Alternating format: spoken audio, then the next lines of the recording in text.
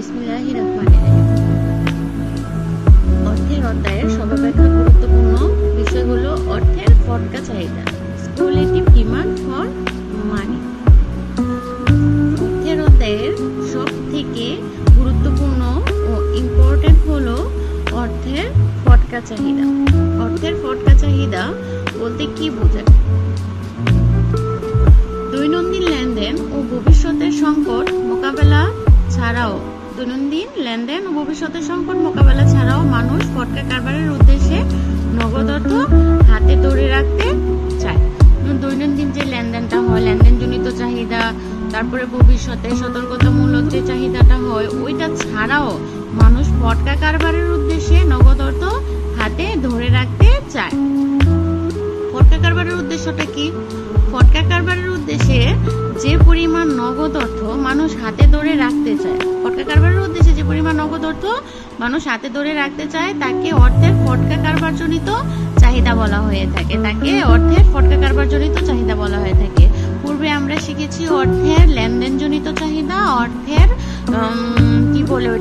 লেনদেনজনিত চাহিদা, সতর্কতামূলক চাহিদা। এখন হচ্ছে আমাদের তৃতীয় ধাপ হচ্ছে অর্থের ফটকা চাহিদা, আর সেটা হচ্ছে ফটকা কারবারের উদ্দেশ্যে যে পরিমাণ সম্পদ বা অর্থ ধরে রাখতে চায় সেটাই হচ্ছে ফটকা কারবারজনিত চাহিদা।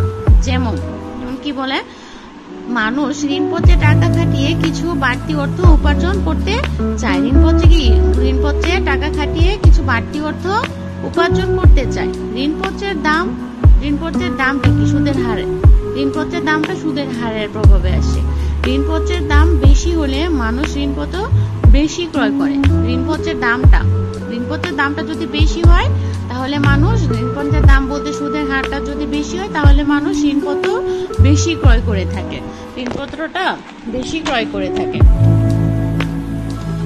সেক্ষেত্রে নগদ অর্থের পরিবর্তে মানুষ কি করে?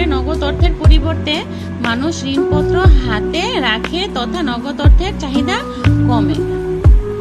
যখন সুদের হারটা বাড়ে, ঋণপত্রের সুদের হারটা বেড়ে যায়, তখন মানুষ নগদ অর্থটা হাতে ধরে রাখার প্রবণতা মানুষের কিছুটা কমে যায়। কমে যাওয়ার ফলে কি হয়? নগদ অর্থের চাহিদাটাও কমে যায়।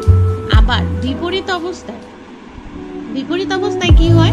নগদ অর্থের চাহিদা বাড়ে। আর এর বিপরীত অবস্থায় মানে ঋণপত্র বা সুদের হার যদি কম হয় তাহলে কি হয়? নগদ অর্থের চাহিদাটা বেড়ে যায়।